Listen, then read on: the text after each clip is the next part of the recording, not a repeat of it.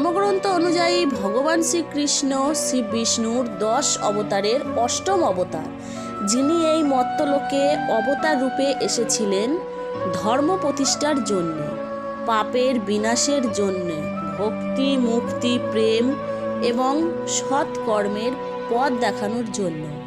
আর শ্রী রাধারানী হলেন শ্রী বিষ্ণুর পত্নী মাতা লক্ষ্মী। তবে শ্রী রাধা কৃষ্ণকে বিয়ে না করে আয়ান ঘোষকে বিয়ে করলেন। উপকথা অনুযায়ী আয়ান ঘোষের আরেক নাম অভিমন্যু। আয়ান ঘোষ গোকুলের কাছে জারতি নামে একটি গ্রামে বাস করতেন। তার পিতার নাম গোলা, মা জটিলা এবং বোন কুটিলা।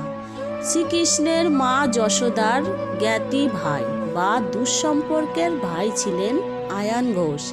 আর শ্রী রাধার সাথে আয়ান ঘোষের বিয়ের মূল উদ্যোক্তা ছিলেন শ্রীকৃষ্ণের পিতা নন্দরাজ। সেই সূত্র অনুযায়ী উপকথায় রয়েছে শ্রীকৃষ্ণ আয়ান ঘোষের ভাগ্নে এবং শ্রী রাধা আয়ানের পত্নী, তাই শ্রী রাধা শ্রীকৃষ্ণের মামি। আয়ান ঘোষ ছিলেন মা কালীর বিশেষ ভক্ত। তিনি মায়ের পূজা পাঠ নিয়েই থাকতেন। অন্য কোনো জাগতিক বিষয়ে তার তেমন আগ্রহ ছিল না। ধর্মগ্রন্থে আরও উল্লেখ আছে যে আয়ান ঘোষ ছিলেন নবম সৎ, তাই তিনি পূজা পাঠ নিয়েই থাকতেন।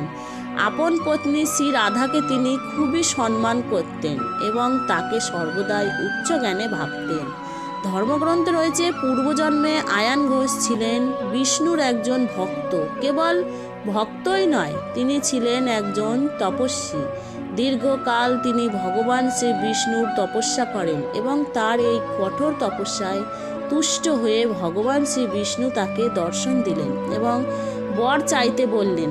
তখন তিনি বর হিসাবে চাইলেন শ্রী বিষ্ণুর পত্নী মাতা লক্ষ্মীকে। তিনি বললেন, হে প্রভু, আমি আপনার প্রিয়া লক্ষ্মী দেবীকেই চাই।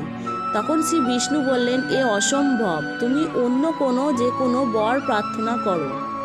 কিন্তু তিনি এই বরই চান। তখন শ্রী বিষ্ণু তাকে বর দিলেন না এবং সেখান থেকে অন্তর্ধান করলেন। এরপর তিনি আরও কঠোর তপস্যা শুরু করলেন। তার চারপাশে আগুন জ্বালিয়ে সেই আগুনের গণ্ডির ভিতর বসে কঠোর সাধনা শুরু করলেন। এরপর ভক্তের ভগবান শ্রী বিষ্ণু আবারও তাকে দর্শন দিলেন, কিন্তু এবারও তিনি একই বর প্রার্থনা করলেন শ্রী বিষ্ণুর কাছে। তিনি শ্রী লক্ষ্মীকেই চাইলেন। অবশেষে শ্রী বিষ্ণু বললেন, তথাস্তু। আমাদের ভিডিওটি ভালো লাগলে একটি লাইক করে, কমেন্ট করে, চ্যানেলটিকে সাবস্ক্রাইব করে পাশে থাকবেন।